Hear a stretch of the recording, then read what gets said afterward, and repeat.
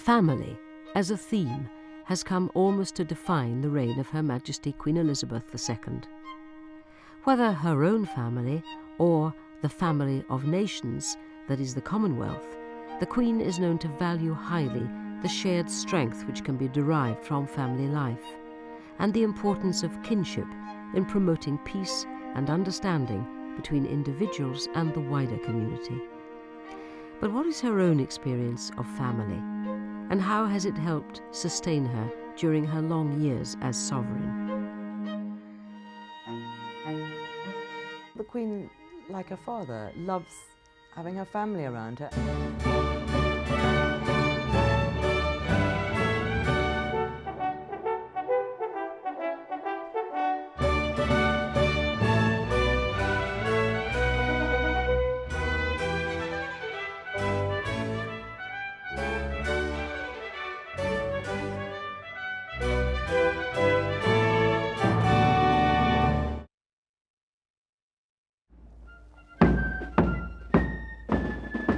In April 2002, Queen Elizabeth, the Queen Mother, died.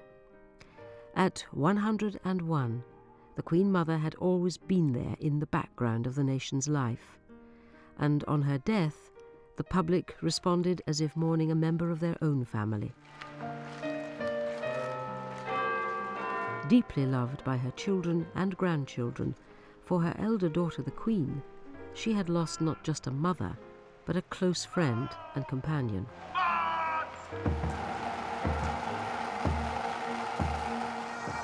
With military precision, the cortege came to a halt at the Abbey's great west door, bang on time. The bell tolling every minute, 101 times, once for every year of her life. A family salute, as inside the Queen waited, deeply moved, she'd said, by all the tributes.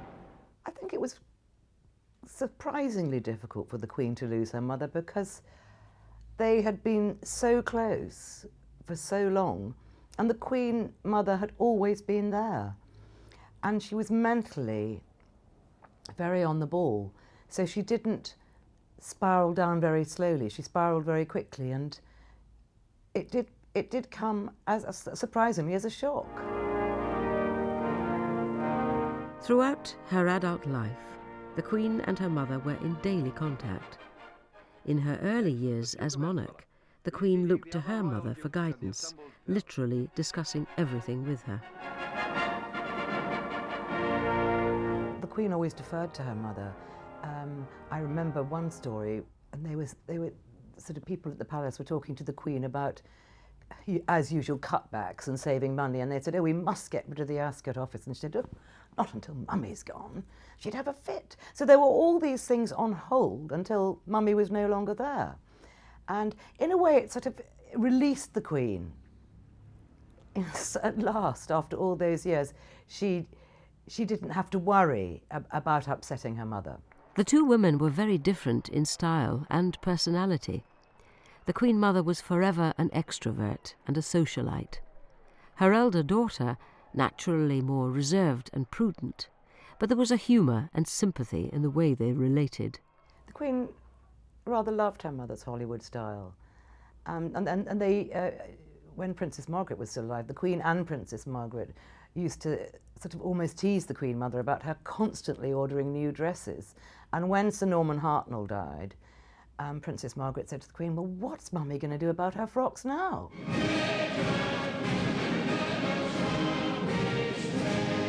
If the Queen was devoted to her mother, she was also close to her sister, Princess Margaret.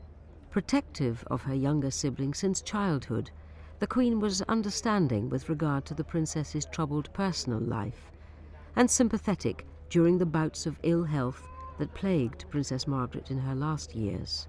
They were very, very different characters, and I don't think it was necessarily always easy.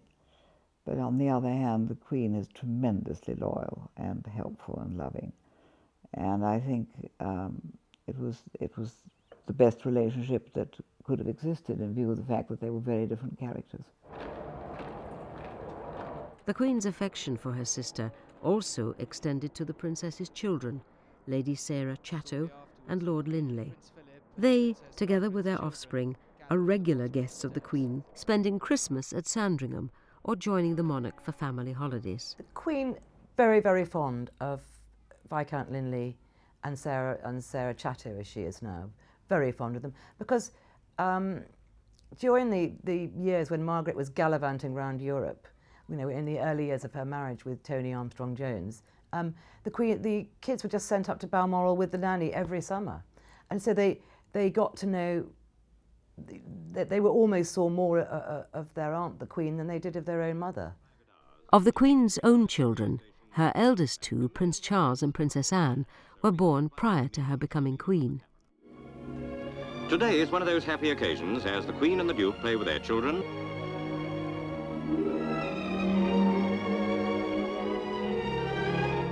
But once Prince Charles gets the knack of it, he won't let anyone help. Their upbringing was typical of 1950s aristocracy. Charles and Anne were cared for during the day by their nanny before the pre-bedtime session with their mother. Parents of the ilk of the royal family, sort of grand aristocratic parents, really didn't see their children. There was none of this, oh, I love you, and all that sort of huggy, kissy stuff just did not go on. And it doesn't mean the Queen loved her children any less, but she really had very little time to see them. I mean, she would see them at night. She would occasionally bath them when she could, and she famously moved the time of the Prime Minister's meeting, which was Winston Churchill, to a Tuesday evening, so that she could, put the children to bed before he came. She did what she could. When on holiday at Balmoral, they were described as a very normal, ordinary, country-loving couple with two small children, who took pleasure in picnics and pony rides, much as any privileged family would enjoy. We'll leave the Queen and her family to enjoy their all-too-short holiday. Goodbye, and thank you for having us. The nature of the Queen's role as head of state frequently took her away from her children. When she travelled abroad, they could be separated for weeks at a time. The issue raised questions as to whether the Queen was a good mother. Charles and Anne had quite a tricky upbringing in some ways, because their mother was always away. She was a loving mother, there's no doubt about that, and she was as tactile as she could be, and there were times when she would put him on her lap and read him a story, or go in at bath time. But it was quite a distant relationship, and in fact the sad thing is that the nanny that was looking after Charles and Anne was a fearsome woman that the Queen was actually quite frightened of. And so the Queen tended not to, being a sort of young mother, tended not to go near the nursery. Where the Queen's upbringing differed from that of her children was in their education. The Queen was educated at home. Prince Charles was the first heir to the throne to go to school. Aged 7, he began at a pre-preparatory establishment. The following year, he proceeded to Cheam, his father's prep school. Now a boarder, the choice was perceived as progressive, giving the heir to the throne an opportunity to mix with children from non-aristocratic backgrounds. 5 years later, following again in the footsteps of his father, Prince Charles moved on to Gordonston, a school on the northeast coast of Scotland. In contrast to Cheam, he hated it. What happened to Charles really was terribly sad. He was sent off up to the wilds of Scotland, where the regime was incredibly harsh. They had cold showers in the morning and a run in shorts and a t-shirt before breakfast. And the whole regime was like that. It was very much sort of a healthy body, a healthy mind, no creature comforts at all. And he was very lonely up there, very homesick. People didn't make friends with him. He always had this problem that the people that were friendly were probably being friendly for the wrong reasons, and the people that he would have liked to make friends with and should have made friends with were holding back because they didn't want to be seen to be sucking up to the prince. If Prince Charles was a sensitive child, Princess Anne was a bit of a tomboy. At the age of 12, Anne too was sent to boarding school, Benenden in Kent, Hers was to be a far happier experience. At Benenden, every new pupil has a girl, called a mother, to help her over the ordeal of the first few days. To all appearances, however, Princess Anne was not suffering from nerves. Until now, she has had private tuition. But as a thoroughly sensible teenager, she will quickly settle down to the new life. Her Majesty greeted members of the staff, and the atmosphere was unaffectedly friendly. Benenden would also allow the princess to indulge her greatest passion, riding. Within 2 years, she was representing the school in dressage competitions. It worked for her because I think she's a very strong character, like her father. She made very good friends. She was incredibly sporty. I think that always helps. Whereas Charles wasn't so sporty. I mean, and she just integrated. I mean, not immediately, but she did. And she wasn't particularly happy there her first term, but she made it work. If the Queen was a sometimes absent parent to Charles and Anne, she was a much more natural and besotted mother with her younger children, Andrew and Edward. With Andrew and Edward, she was able to spend much more time with them. When I wrote a biography of Prince Edward, I remember going to talk to one of his school teachers, and he said the Queen used to come down and she never missed a play. She used to go to sports day. She used to come in and talk to him, and she would always be there. And you don't think of her like that, but of course in those days they weren't followed by cameras and press, but she was a very hands-on mother. The education of the two younger princes followed the pattern of their elder brother. Andrew and Edward both attended Heatherdown Preparatory School before heading to Gordonston. And, like Prince Charles, each prince finished his schooling by spending 6 months at college in a Commonwealth country. In Prince Edward's case, Wanganui in New Zealand, where he received a visit from the Prince and Princess of Wales in 1983. My feeling is that the Queen's children have always been, and probably still are, used as a tool to demonstrate to the world, to the Commonwealth certainly, that she is Queen of Britain and the Commonwealth. And I think there was a feeling that if the Queen's children could go out and represent her in some way, and she could be seen to be thinking that a Commonwealth education was every bit as good as a British one, then it would be helpful. By the time of the Queen's silver wedding in 1972, the Windsor clan was hailed as an ideal and model family. In a speech at the Guildhall, the Queen spoke with conviction when she asserted, "If I am asked today what I think about family life after 25 years of marriage, I can answer with simplicity and conviction. I am for it." The image was that of a united and happy family. And it was an image which they deliberately cultivated. It began with the royal film, and to some extent it went back to the 19th century. Royal families hadn't normally been happy. In fact, they'd normally been very unhappy. And it was a perfectly well-known public fact, and it was Victoria and Albert who projected this rather bourgeois happy family thing. Aristocratic families aren't normally happy. And in retrospect, it was a mistake for them to have done it, because the monarchy isn't about happy families. It's very nice to have happy families, and monarchy is about the monarchy. Now in their 20s, the Queen's elder children, Charles and Anne, became a focus for media attention. The image of the Prince of Wales as an oversensitive schoolboy was replaced by news clips of the Prince piloting planes and helicopters, or engaged in manly sporting pursuits like polo. He became this actually rather attractive man who was game for anything, and suddenly he had a string of girls.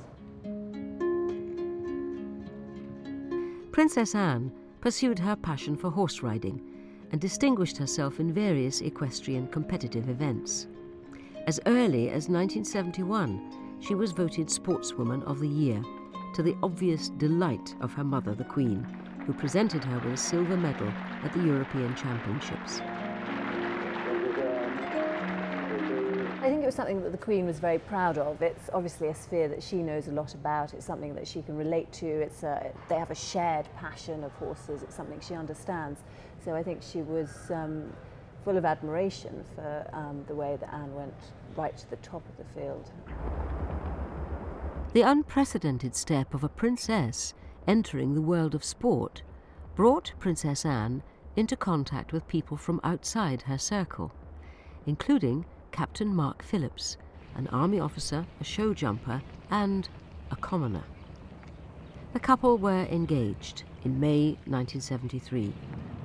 When exactly, may I ask, did you decide that you were serious? That is a difficult one. When it became mutual, I think it was even, well, I suppose after badminton. They were married 6 months later at Westminster Abbey. It was a popular match. And you can hear the welcome from the crowd. 4 years later, in 1977, Princess Anne gave birth to a son, Peter Phillips. He was the Queen's first grandchild, and when he was born, was 5th in line to the throne.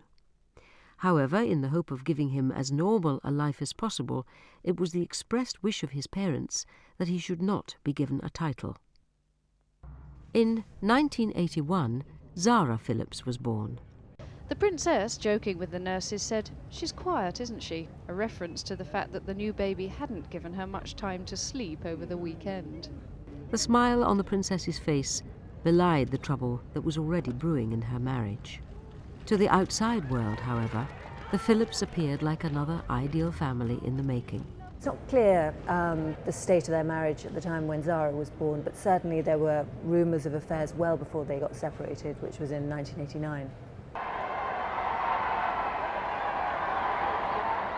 2 months after the birth of the Queen's first granddaughter, the Prince of Wales married Lady Diana Spencer. The heir to the throne was 32, his bride just 20. But despite the age gap, the Queen, together with the nation, rejoiced that her son had finally married. The Queen really liked the Spencer family. Of course, they'd been royal toadies for years, centuries.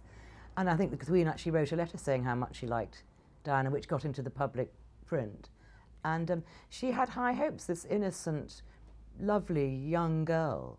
And Prince Charles had been influenced by Mountbatten, saying you must marry someone who has no past. And it all seemed perfect, a bit too perfect. The Queen's family continued to grow. Within a year of the wedding, the Princess of Wales gave birth to a son, Prince William. 2 years later, another boy was born, Prince Harry. The Queen's 2 elder children, married and apparently settled, attention turned towards the younger sons.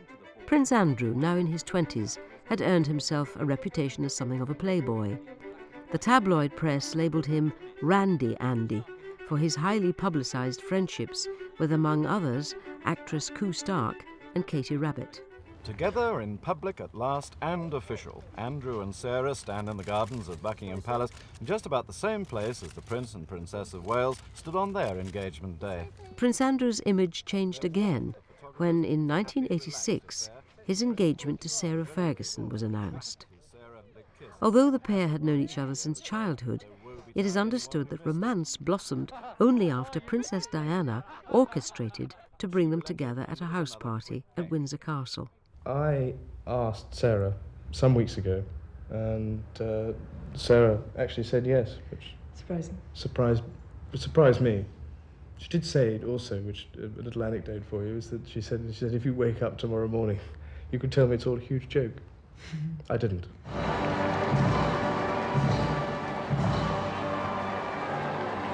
The couple married in July 1986.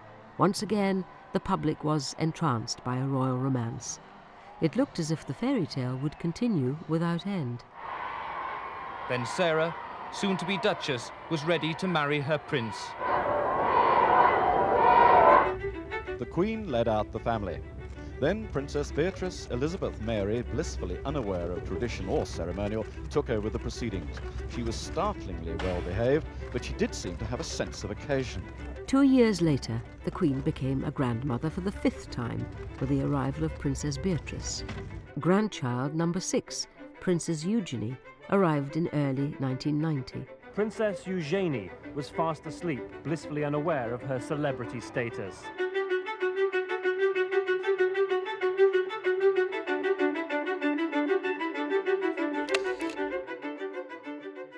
By 1990, however, the first fracture in the world's most famous model family had appeared. The Princess Royal separated from Mark Phillips in August 1989. Mark Phillips wasn't the first commoner to marry into royalty, but he was the first to make it clear that he felt uncomfortable in royal circles. Instead of blending in with his wife's hectic schedules, he opted out. Princess Anne was dubbed by the press as the most unpopular royal, but her public image was transformed as she became increasingly absorbed in her work as president of Save the Children Fund. In a recent interview, she showed how committed she became to the charity. I do say from time to time, and people tend to laugh, but at that age, I mean, I wasn't particularly keen on children, and I'm still not. But you don't actually have to like children very much to be interested in giving them the best possible start in life, if you're looking towards the future. And that's quite important for a lot of people to remember. She made long and often exhaustive visits to third world countries. They were pursuing their own interests. They lived separate lives. Out of army service, Captain Phillips based his life at the farm in Gatcombe Park. With his shy personality, he became a reluctant royal, pursuing a career as a skilled and successful horseman. The few occasions he and Princess Anne appeared publicly were invariably at equestrian events. Their love of competitive sport became one of the few things they had in common. A year later, the Princess Royal denied rumours the couple would divorce. I've seen a paper today. Yeah, well, they've released a story about the Queen has given permission for divorce and things. You know. Divorce? Daily Mirror. Never been mentioned by anybody. In fact, the couple divorced in April 1992. The Princess Royal was the second member of the royal family to divorce since Henry VIII, the first being Princess Margaret 14 years earlier. Her mother, the Queen, was reported to have agreed only reluctantly to her daughter divorcing. I think she was quite surprised. I mean, she just, I think, thought that Anne would just carry on with it. Even members of the royal family are not immune from the ills of the world, and one of the ills of the world is divorce. But quite simply, Anne and Mark just drifted apart, and their marriage fizzled. 1992 was also the 40th anniversary of the Queen's accession. It would become known as her Annus Horribilis, for where once the Windsor family stood proud, now it was beset by sadness and disharmony. The Princess Royal's divorce was preceded in March by the announcement that the Duke and Duchess of York were to separate. The announcement made it plain that she had initiated the separation. And as the day went on, it became clear that while the Queen was saddened by the breakup of the marriage, she was also angry at the way the Duchess had handled the issue. I think the Queen was very upset when she sort of realised that that marriage was falling apart. And what she always says, she did to Charles and Diana and she did to Fergie and Andrew, is wait a bit, just don't rush out of this, just wait and see if you can't get it together again. In December 1992, Buckingham Palace announced the separation of the Prince and Princess of Wales. They're admitting defeat, they're admitting failure, and that's something that no one wants to admit. I think they'll also be terribly worried about their children. The Queen and the Duke of Edinburgh were largely unaware of what was going on in Charles's marriage to Diana. There were episodes that they were aware of, because when Diana's behaviour erupted in front of them, it became apparent that things were not altogether rosy. But they had no idea of the depths of despair to which their son had fallen. The sole bright spot in the year was the remarriage, also in December, of the Princess Royal to Commander Tim Lawrence at a quiet ceremony in Scotland. Princess Anne was the first member of the royal family to remarry after divorce since Henry VIII. He's a super boy, and the royal family like him, and that's really all they ask for. Yes, and I think they respect him too. I think that they respect him and how he's conducted his relationship with Anne, throughout this period. The marriage is due to take place on Saturday at Crathy Parish Church next to Balmoral Castle. the reason she got married in Scotland was because you can have a second marriage within the kirk, as it were. And she wanted a very low-key event, and of course loves Scotland. And the family just loved that marriage. It was incredibly informal, nothing grand about it at all. The Queen remained wholly sympathetic towards her children, but also bewildered. She and the Duke were left wondering where, as parents, they had gone wrong. I think it must have been extremely difficult for them. I mean, in a way, my husband and I were in the same situation with some of our children's marriages, and I know that it's a double sadness.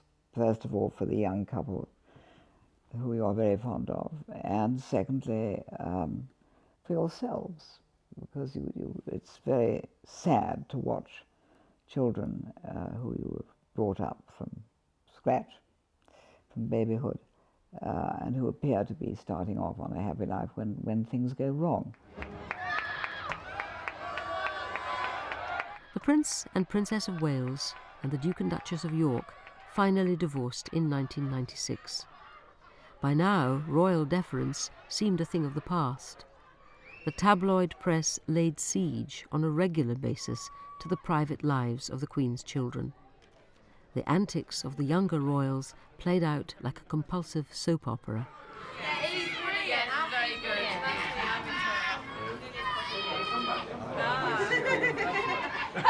I was asking a question. Can we come to dinner, please? Yeah. I think you should get your tongue.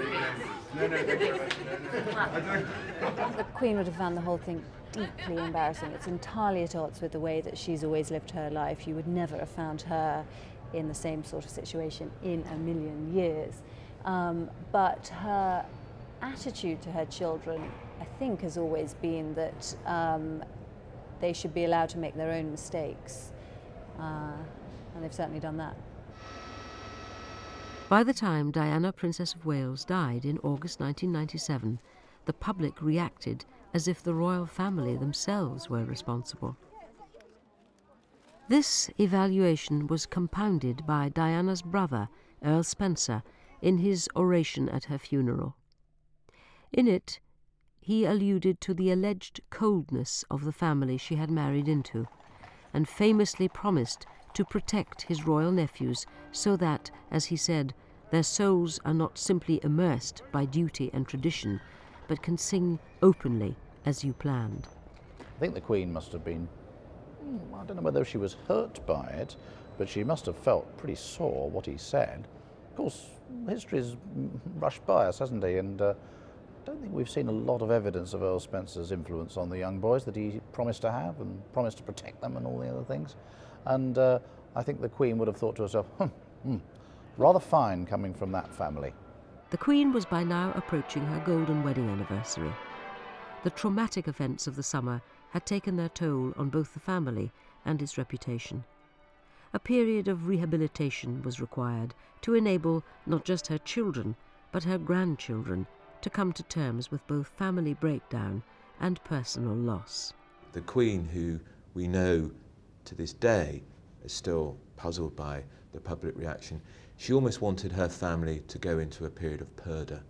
There'd been Princess Anne's marriage had broken up, Prince Andrew's marriage had broken up, Charles and Diana had broken up, and they looked tired. Their public image was sullied.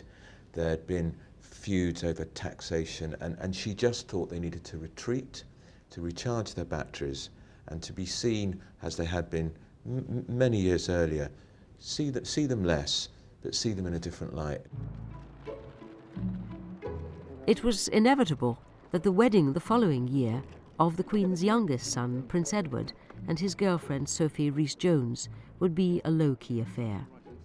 When their engagement was announced, the couple were asked about previous royal marriages that have ended in divorce. If anybody's going to get married, I hope that they think that they're going to get it right. So, and as I said, I mean, it's, that we're the very best of friends, and that's essential, and it also helps that we happen to love each other as well very much, and so, it's great. So we're very happy at the moment, and long may that continue. I think it's quite well known that the Queen and Prince Philip have quite a difficult relationship with Charles, and I think the Queen has a less complicated relationship with Edward, and she certainly is very close to his wife, Sophie, and has always admired the way that she's conducted herself and the way that she's been absorbed quite well and easily into such a public role and into the royal family. Edward and Sophie, known as the Earl and Countess of Wessex, became parents in 2003. Their daughter Louise was born a month premature and was cared for initially in a neonatal unit. A great day, great relief and joy today that we've been able to reunite mother and daughter, which is just fantastic. It's been a priority for the last week, and the amazing thing is that our baby girl has recovered well enough that she can come here to join Sophie, which is fantastic. Obviously the Queen was very concerned that Sophie had been so ill just around the time of the birth of her first child that she did go and see her in hospital, which she doesn't normally do. But she was concerned, and I think it was a very nice thing to do. 4 years later, in December 2007, the Countess gave birth to a son, the Queen's 8th grandchild, Viscount Severn.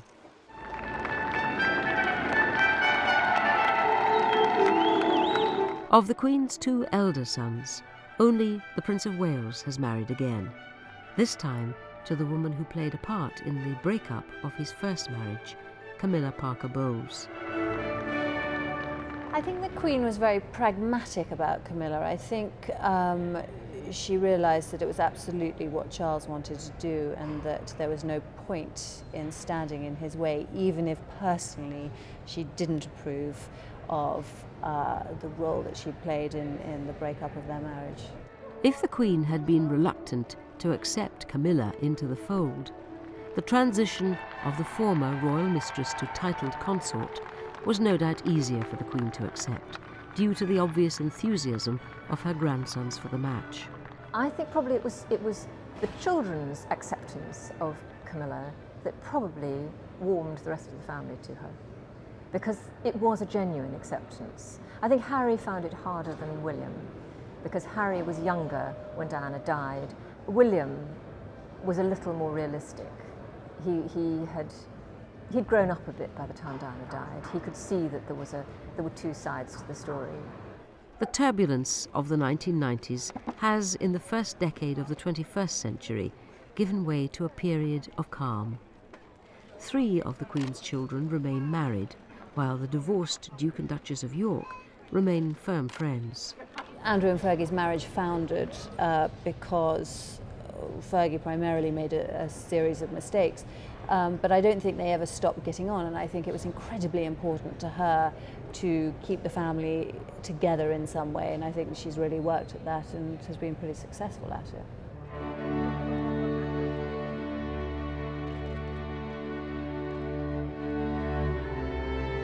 The Queen has established strong bonds with all her grandchildren and is always eager they should spend Christmas at Sandringham or join her at Balmoral for the summer holidays.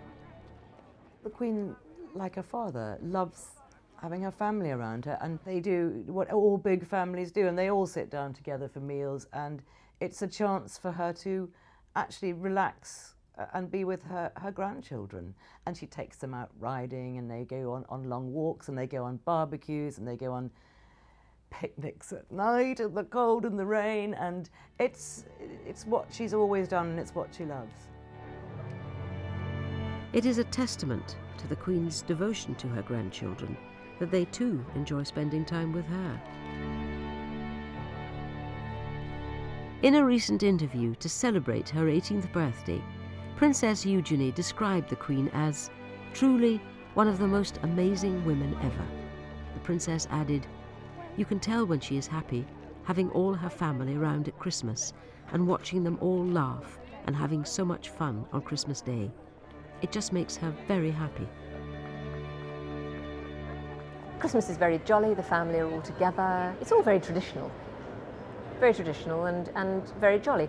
And they're great games players. They play charades a lot and that sort of thing. And they go for long walks, and they are actually very like a normal family. The Queen is anxious, knowing how her own children have suffered, that her grandchildren will make successful alliances which may in time echo her own experience of marriage. I think the Queen probably would say, oh, let's hope to goodness these marriages last. But, you know, she is she's not, there's nothing, she's not going to interfere. I think she just thinks, please, may they work out, because of course, you know, as she's devoted her entire life to the monarchy, she doesn't want to see it rumpled anymore. And she wants them to be happy. The image of the perfect royal family has been shattered. Instead, it is the story of a very modern family, familiar to many, where parents live apart and grandparents often provide the glue keeping the generations together. And at its head is the Queen, who on her 80th birthday received the most glowing of tributes from her eldest son, the Prince of Wales. For very nearly 60 of those 80 years, she has been my darling mamma. And my sentiments today are those of a proud and loving son who hopes that you will join with me in wishing the Queen the happiest of happy birthdays, together with the fervent prayer that there will be countless memorable returns of the day. That speech, I would say, was absolutely 100% from the heart. He adores his mother. He almost worships his mother. He is somewhat in awe of her. I think that maybe because she's sovereign, maybe because there was the distance in the early years. I'm not quite sure why it is, but it is not quite the normal son-mother relationship. The day ended how it began, with happy birthday. The family has rehabilitated itself and shown that recovery is possible. In this regard, the Queen's family now offers a new role model, one that is entirely fitting for the 21st century.